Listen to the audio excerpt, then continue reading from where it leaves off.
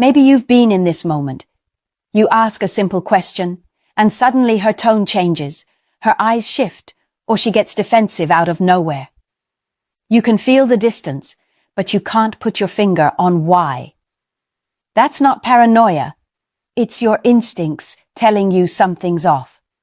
The danger is when you let those instincts get buried under charm, excuses, and guilt trips.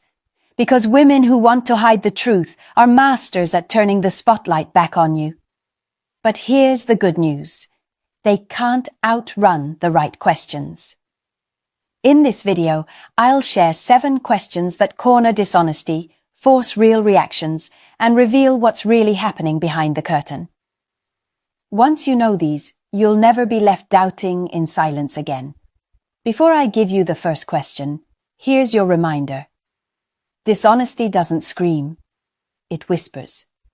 It hides in the pauses, the defensiveness, the over-explaining. That's why you can't afford to miss what's coming next. So subscribe, like this video, and leave a quick comment if you've ever felt something was wrong but couldn't prove it. Because the very first question I'm about to reveal is the kind that turns whispers into undeniable proof. Number 1, where were you last night? It looks like the simplest question in the world, but simplicity is the trap. A woman who is honest will always have one version of reality. Her details line up because she isn't working to remember a script. She's living the truth. But when someone is hiding something, that same question becomes a razor. The first time you ask, she'll have an answer prepared. The second or third time you ask, at a different moment, in a different mood, the cracks start to show. Lies are heavy, and it takes effort to carry them. Here's how it works. You don't interrogate like a police officer. You drop the question casually, almost like small talk. One night you ask, "Where were you last night?"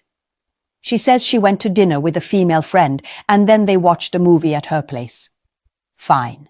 Nothing suspicious. But 2 nights later, you bring it up in another context. "Oh, your friend called earlier. How was dinner with her on Monday?" If the story is true, she'll recall it with ease.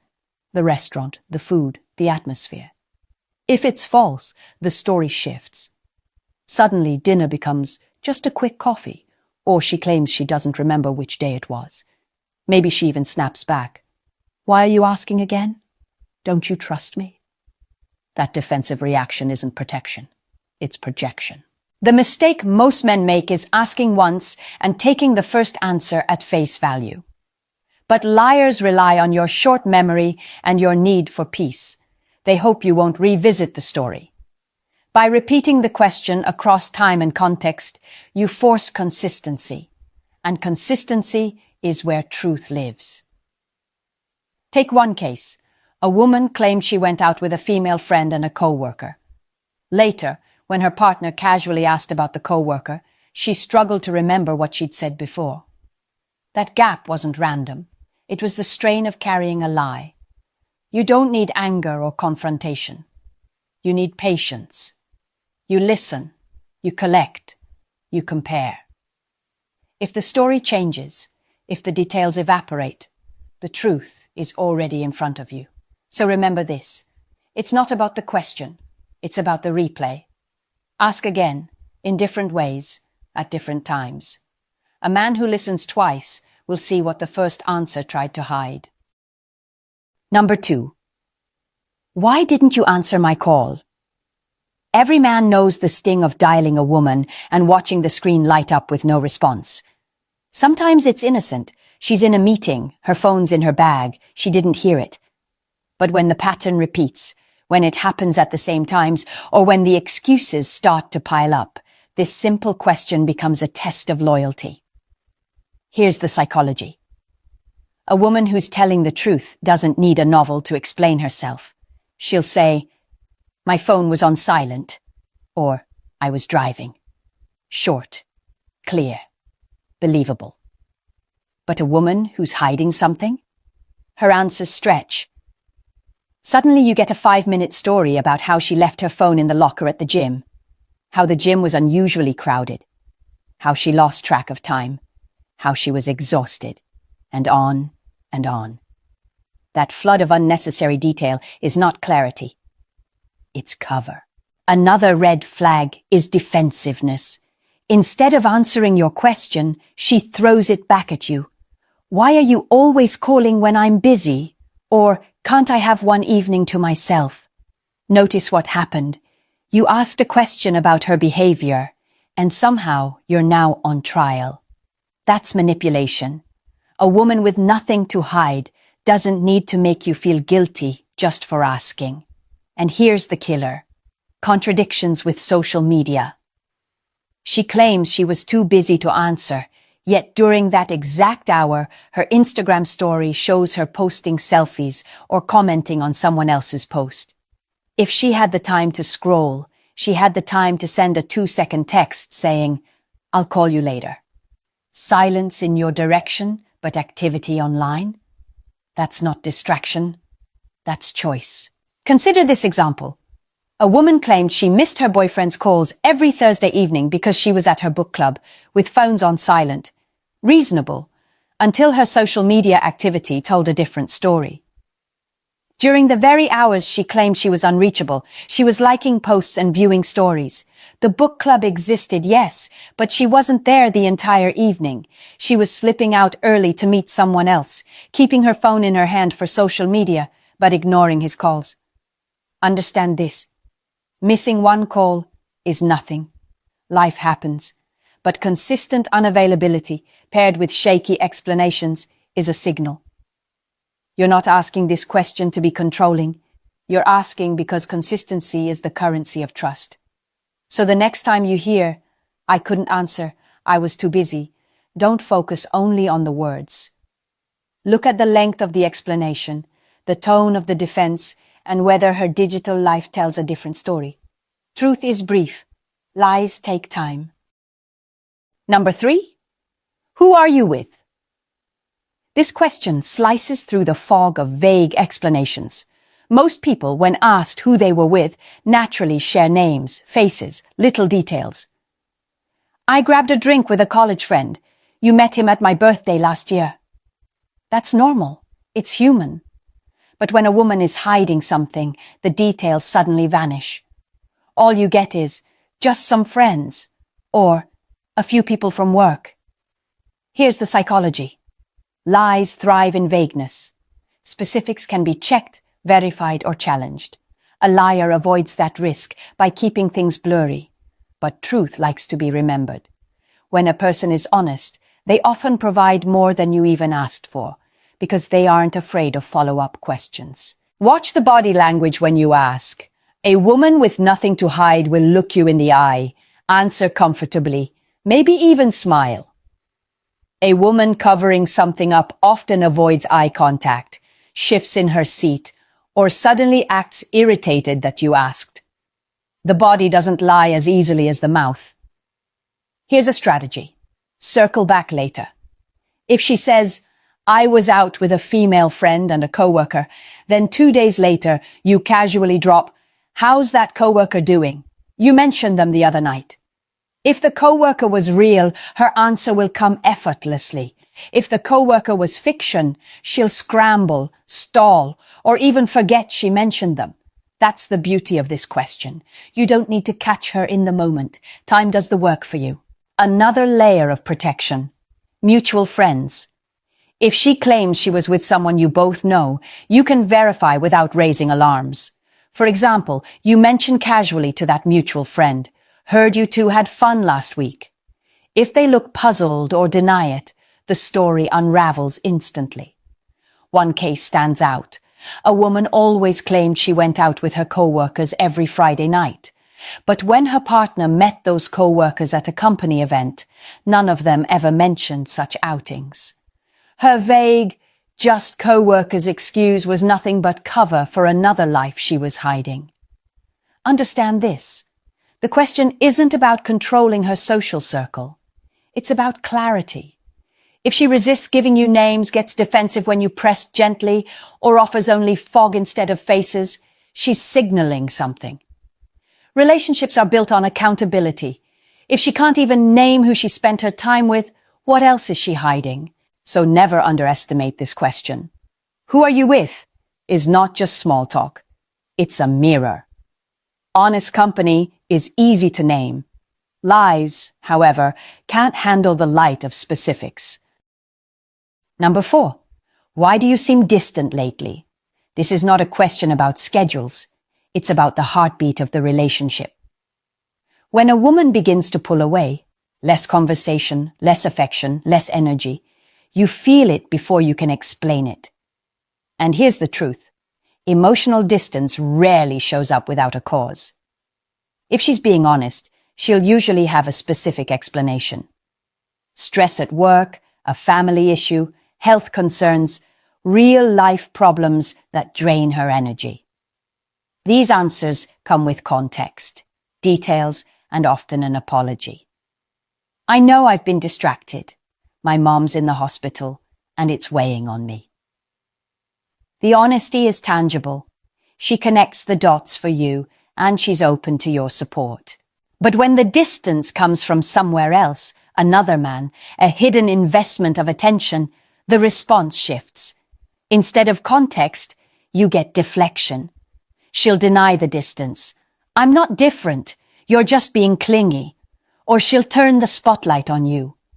Why do you analyze everything I do? That's not an answer. That's an attack. It's a way of shutting down your intuition and making you question yourself. Another sign, overcompensation.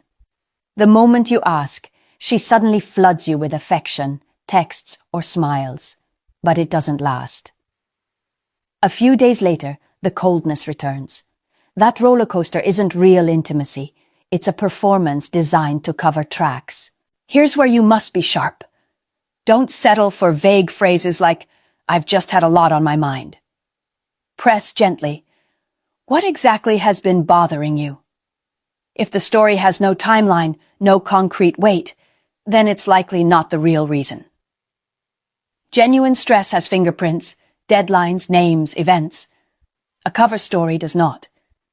In one case, a man noticed his wife growing colder by the week. Conversations shrank, physical affection dwindled, and shared activities no longer sparked joy. When he asked why, she said, work stress. But when he offered to help, take over chores, plan a weekend getaway, she declined every solution. That's when it clicked. It wasn't stress stealing her energy. It was her attention invested elsewhere. Men often ignore emotional distance, hoping it will fade. That's a mistake. Distance is not neutral. It's directional.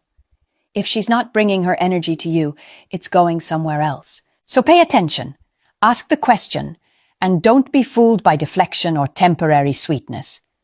Emotional withdrawal is one of the earliest signs of betrayal. And if you feel it, don't gaslight yourself. Your intuition is usually right. Number 5, can I see your phone for a minute? In today's world, a phone is more than a device. It's a diary, a social circle, and a record of habits. That's why this question is so revealing. It's not about what you might find on the screen. It's about her reaction in the moment you ask. A woman with nothing to hide treats the request casually. She might hand it over without hesitation or explain quickly if she's in the middle of something. Sure, let me finish this text first. Her response is calm, proportional, and free of drama. She doesn't act like you just accused her of a crime. But when secrets are buried in that device, the body speaks before the mouth does. Watch closely. Does she instinctively pull the phone closer to her, like a shield? Does her posture stiffen, her face tighten, her voice rise? These unconscious reactions happen before she has time to control them. A guilty phone owner doesn't relax. She panics. Common verbal red flags include, "Why do you want to see my phone?" or "Don't you trust me?" Notice how these aren't answers. They're counterattacks. The goal is to make you feel ashamed for asking instead of focusing on why she's so unwilling. Another variation is conditional compliance. You can look later, or after I clean some things up. Translation? She needs time to erase the evidence. The most extreme response is outright outrage. Absolutely not. I can't believe you'd even ask. That level of fire over such a simple request tells you the truth. She's hiding something she cannot risk you seeing. Someone with normal privacy concerns will set boundaries calmly, without theatrics. But when fury explodes, it's because the phone is loaded with secrets. Here's a smart tactic. Don't frame the request as a search. Instead, make it practical. Can I use your phone to call my brother? My battery's dead. Or, can I check the weather real quick? If she hands it over easily, that's transparency. If she creates obstacles, why not wait till later? Or, just charge your phone instead. Those excuses are the real signal. Consider one example. A man used this exact method. He asked to borrow his girlfriend's phone to check an address. Her entire body tensed. She clutched the phone like it was gold and snapped, "Use your own." That reaction told him more than any text message ever could. Remember this. You're not hunting through her apps like a detective. You're observing her comfort level with access. Trust doesn't panic. Secrets do. Number 6. Why are you dressing up more than usual? Clothing tells a story long before words do. When a woman suddenly changes the way she presents herself, new outfits, more makeup, extra time in front of the mirror, it raises an important question. Who is she trying to impress? A woman with honest intentions will usually explain these changes with clarity. Maybe she got a promotion and wants to look more professional. Maybe she lost weight and is feeling proud of her progress. Maybe she simply wants to reinvent her style for her own confidence. These reasons make sense, and they come with enthusiasm. She'll tell you about the new blouse she bought for work, or the haircut she's been wanting for months. Real motivation carries details. But when the explanation is vague, "I just felt like it," or when the response turns defensive, "Why can't I care about how I look?" That's a different story. Defensiveness is often the shield for a hidden agenda. And the real red flag isn't just the change in appearance, it's the timing. If she invests more effort in how she looks for outings without you, yet makes minimal effort when she's with you, that's not self-improvement. That's redirected energy. Here's what to watch for. The mismatch between occasion and effort. Suddenly spending an hour getting ready to run errands but throwing on sweats for dinner with you. Putting on perfume to visit family but showing up barefaced when you go on a date together. The pattern isn't about the clothes. It's about where her attention is flowing. In one instance, a man noticed this shift with his girlfriend. For months she was casual when they went out together. But before grocery runs, she began dressing sharply, doing her hair, even applying lipstick. When he asked why, she brushed it off. But the truth surfaced later.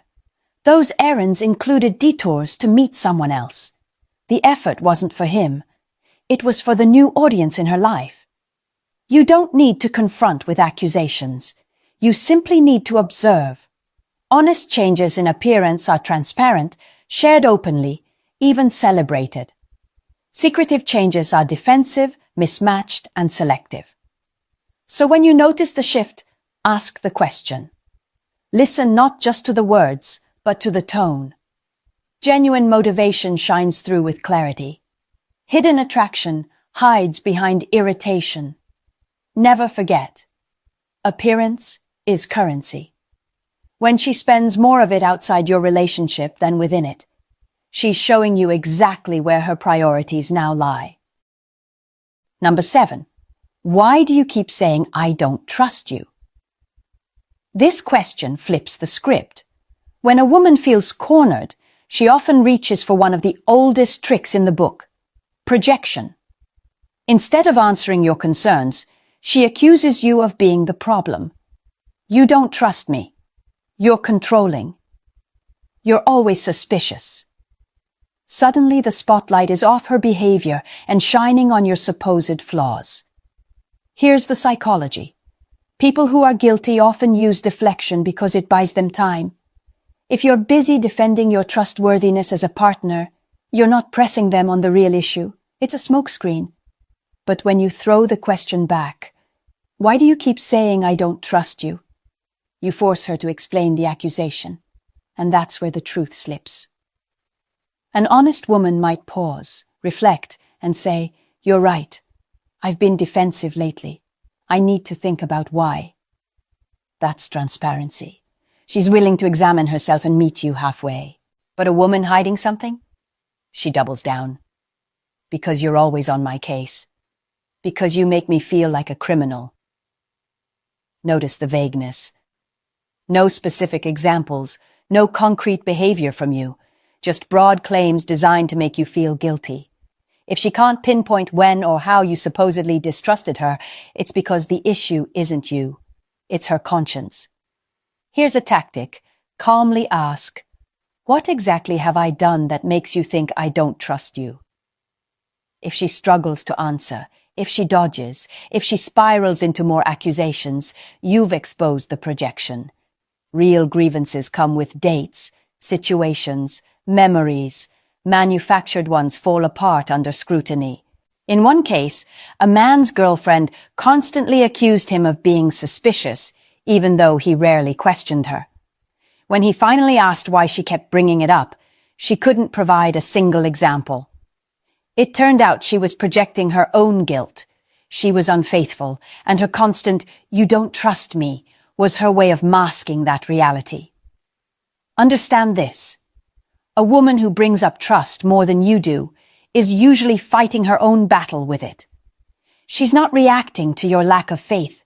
She's revealing her own lack of honesty. So when you hear that phrase again and again, don't get defensive. Don't fall for the guilt trip. Ask the question. Watch her reaction. If she can't explain it clearly, the issue isn't your trust. It's her truth. Now you've seen it. 7 questions that act like scalpels, cutting through excuses, vagueness, and emotional games. These aren't tricks to play detective in your relationship. They are mirrors. Each one forces a moment of truth, not through confrontation, but through consistency, observation, and calm strength. Understand this. You're not asking to police her. You're asking to protect yourself. A man who ignores patterns, who dismisses his gut, who silences his own instincts, becomes easy prey for manipulation. But a man who listens carefully, asks clearly, and observes patiently, he can't be deceived for long. Think back through these 7 questions. They aren't about proving her guilty. They're about giving her the chance to show where she really stands. Honest women will meet you with clarity, detail, and openness. Dishonest women will meet you with fog, defensiveness, and guilt trips. The contrast is so sharp it's impossible to miss once you know what to look for. And here's the real lesson. The answers matter less than the reactions. Watch how she responds. Does she relax or does she panic? Does she give details or does she attack? Does she welcome clarity or run from it? That difference tells you everything. Don't let your emotions blind you. Don't let affection rewrite reality. And don't wait until betrayal shatters you to start protecting your heart. You can't control another person's loyalty, but you can control your awareness, your boundaries, and your decision to stay true to yourself. If you've been watching this and thinking, "This is exactly what I needed," then it's time to take the next step. Hit that subscribe button right now. Share this video with another man who might be walking blind into the same storm. Drop a comment below about which question hit you the hardest. Your story could wake someone else up. And don't forget to like this video so more men can see it before it's too late. Because here's the truth. Trust isn't about closing your eyes and hoping for the best. Trust is about seeing clearly, asking the right questions, and refusing to be played. Don't wait until you're broken to learn how to defend yourself. Protect your heart today, because if you don't, no one else will.